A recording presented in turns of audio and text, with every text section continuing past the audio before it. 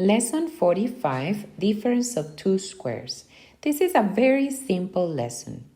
Remember that we've learned in the past that whenever I have x squared equals a number, what I have to remember is that the opposite of the square is the square root. So I'm going to find the square root of 4, but also we have to remember that there's a positive and a negative answer.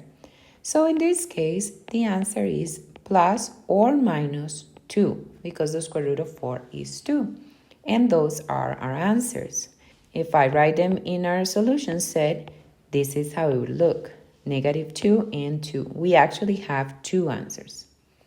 Now, if the number is not a perfect square, we're going to do exactly the same process. We're going to find the square root of 15, but there's nothing else we can do. So that's going to be our answer.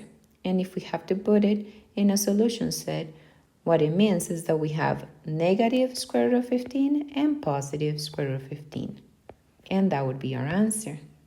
Now, in this third example, what we have to do is the same. So the first thing we're going to do is find the square root of 25, including the positive and the negative.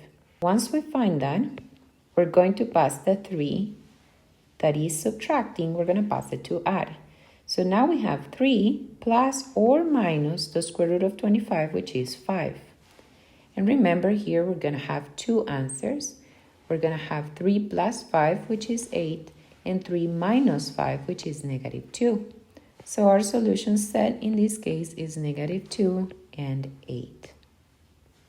And that's it. Very, very simple. Now what happens when I have something like this? Well, let's do it. First thing, get rid of the exponent. So x plus 17 equals the plus or minus square root of 2. And now we pass that 17 that is adding to subtract.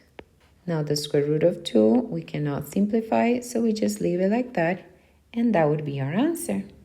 Again, if we want to write it in a solution set, we're going to have negative 17 minus the square root of 2, and negative 17 plus the square root of 2. And that's it. Let's look at another example.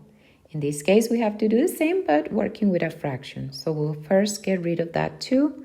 So x plus 2/5 equals plus or minus the square root of 3.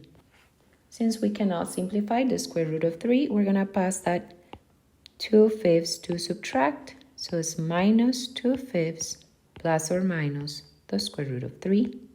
And that's it. That's our answer. And that's the lesson. Very, very simple. Go do some practice. If you have any questions, let me know. I'll see you in the next video.